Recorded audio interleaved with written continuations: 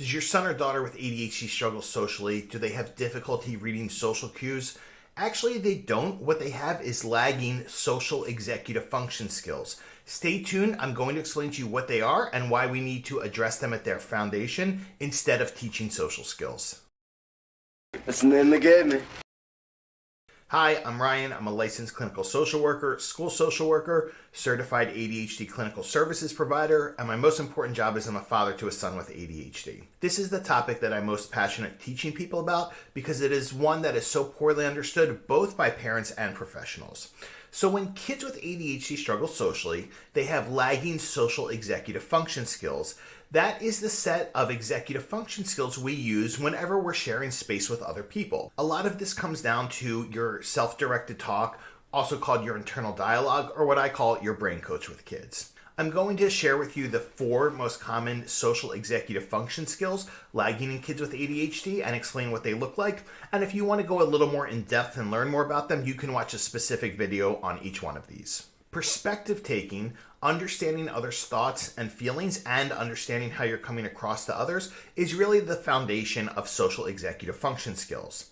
So when kids with ADHD have difficulty with perspective taking, in elementary school it can look like being bossy or controlling in play situations, and often when other kids react negatively to that, they feel that they are being picked on or they don't understand why other kids won't do what they want them to do, and sometimes they even say they're being bullied. But what they are not realizing is how their words or behavior elicited a negative response in other kids.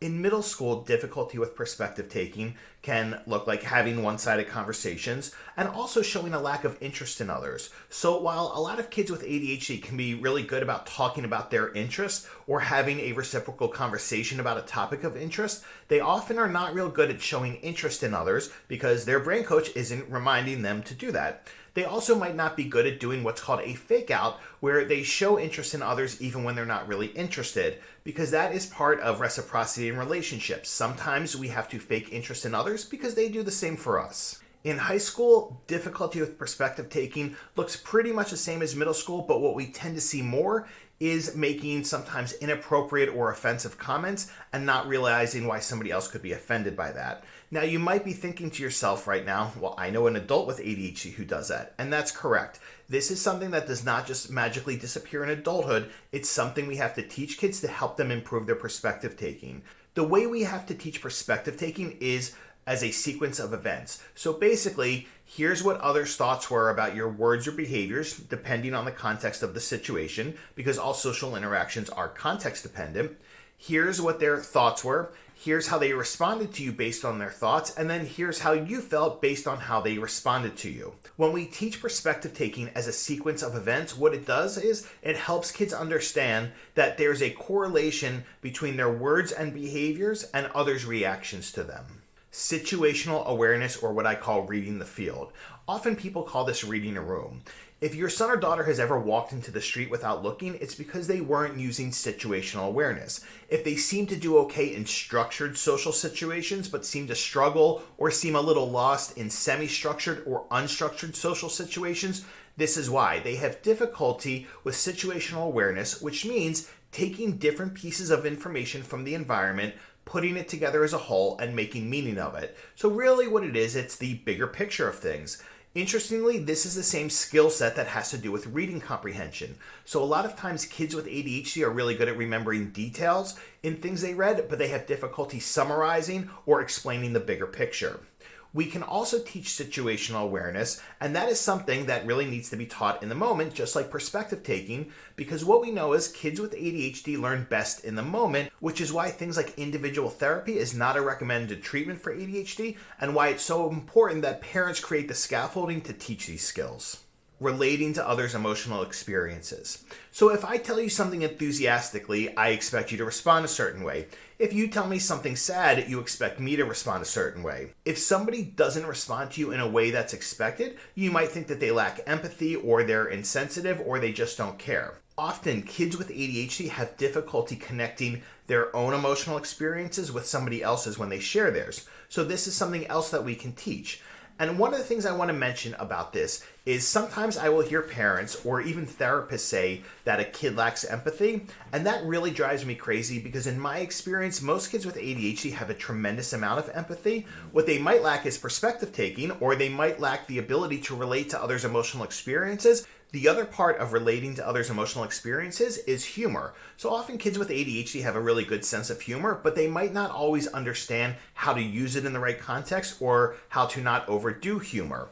So that is actually a really difficult skill to teach, but it is one I teach, and really the bottom line is that humor has a shelf life and you have to know your audience. And at the end of the day, it doesn't matter if you think it's funny. What matters is how most kids you're with or most people would perceive it. This is something I really focus on teaching to middle schoolers and high schoolers because that's when a lot of boys get into telling inappropriate jokes or maybe offensive jokes that somebody could misperceive. Without fail, every school year I unfortunately get a phone call from a parent whose son made some kind of inappropriate joke in school that scared people, and it was being taken really seriously, and often there's legal involvement, and that is because he had difficulty understanding how his humor would be interpreted by others. Because he knew he was joking, he didn't understand others might not perceive it that way. The last one, which is not as common, but we still have to talk about, is initiation. So starting and ending conversations appropriately, but also asking for help or clarification and self-advocacy skills. Often, kids with ADHD do not recognize when they need help with something because they have difficulty with what's called metacognition, which is essentially an executive function skill that means thinking about thinking. But the other reason why is they might not know how to ask for help. When I do my school year programs in summer camp, I always have Legos and games out because I know some of the kids are going to come in and they're going to have difficulty initiating conversation with the other kids. But by having a game there, such as, cornhole or Monopoly or Legos, it makes it easier for them to engage in conversation because the focus is not on each other, it's on the activity. Also, that's how boys tend to engage in conversations more organically, which is very different than the way girls communicate with each other.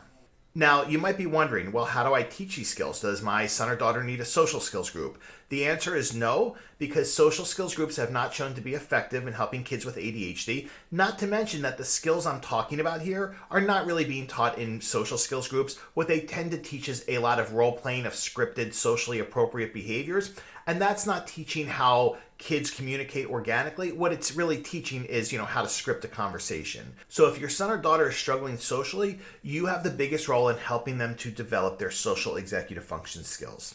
Stay tuned right now for some videos from my social skills playlist so you can be empowered with strategies to help your son or daughter reach their full potential so they're not living in your basement at 30. Take care.